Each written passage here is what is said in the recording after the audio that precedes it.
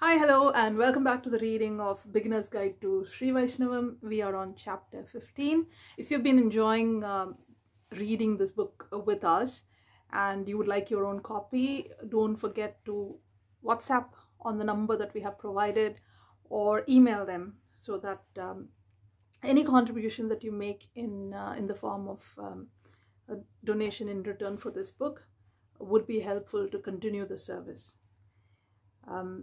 So let's go into Thiruppanazhwar, chapter 15.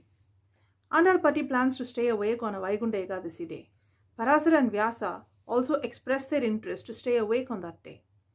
Andalpati says, on this auspicious day, staying awake is not enough. We should be talking and engaging ourselves in services of Perumal. Pati, as we are planning to stay awake, can you tell us about the next Arvar? Parasara, you just asked what I had in mind. Yes, I will tell you about Thiruppanazhwar now. Parasara and Vyasa say, sure, Pati. Thiruppanazhwar was born in Kartige Masam in Rohini Nakshatram at Urayur near Srirangam.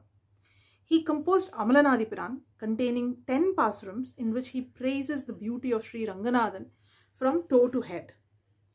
Vyasa asks, oh yes, Pati. Our Perumal is so beautiful that anyone who sees him will fully enjoy him.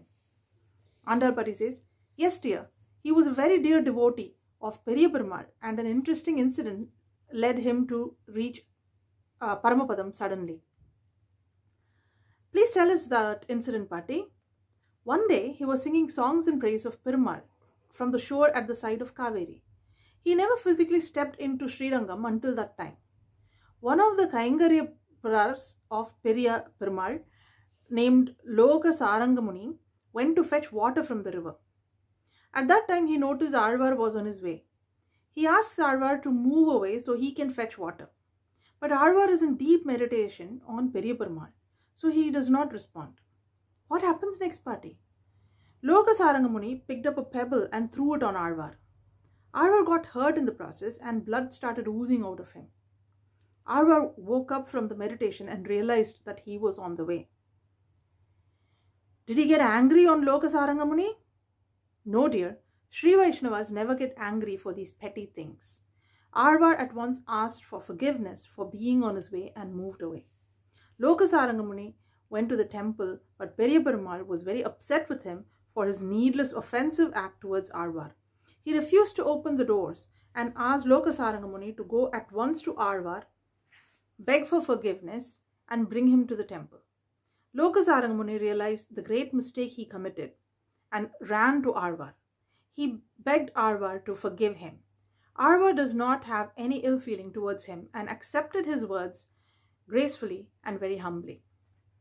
He's such an example for his party. We will all try to be magnanimous like him. After Loka Sarangamuni repeatedly insisted, Alvar climbed on the shoulders of Loka Sarangamuni and arrived at Periya Perumal Sannidhi singing Amalanadipuran on his way. He reached Periya Perumal Sannidhi, recited the final pasuram where he said, I will not see anything else with the eyes that have seen Periya Perumal, and at once disappeared at the lotus feet of Periya Perumal, ascending to Paramapadam for eternal Kaingaryam. Wow, this is so amazing, Pati. Of all the history of Alvars we've heard so far, this is the best. Yes, Thiruppanazhwar was a very special devotee of Periya Perumal, and we too can go to Urayur today and worship him. This chapter deals with the life history of Thiruppanazhwar. We learn from this chapter that Bhagavan loves his bhaktas equally. He shows equal amount of love to all his bhaktas. He expects only true devotion from his bhaktas. When bhaktas suffer, he comes to their rescue immediately. That is what we have seen in the life history of Thiruppanazhwar. When Thiruppanazhwar was singing in praise of Bhagavan Ranganatha, he was heard by Loka Sarangamuni, who was the priest of the temple. Bhagavan could not tolerate this. So he was annoyed with the Loka Sarangamuni, and he asked Loka Sarangamuni to bring Thiruppanazhwar to his Sannadhi by making him sit on his shoulders. Lokasaranga Muni was also feeling very bad about what had happened. So, having realized the greatness of Thiruppanazhwar, Lokasaranga Muni was happy to comply with Bhagavan's command. So, he brought him to the Bhagavan's Sannadhi Ranganatha's. The first time Thiruppanazhwar entered the Srirangam temple, Ranganatha temple. And first time he saw Bhagavan Ranganatha with his physical eyes. So he was excited and he started singing Pasurams. And his Pasurams describe, the first Pasuram starts with description of his lotus, with Bhagavan's lotus feet.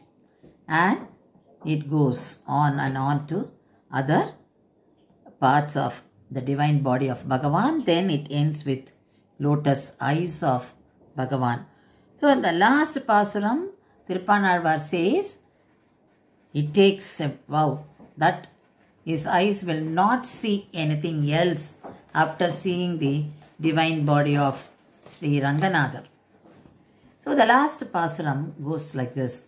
Kondal vannane kovalanai vennai undavayan en ullam kavarndanai Andarkon aniyarangan en amudinai kanda kangal mattondrinai kaanave.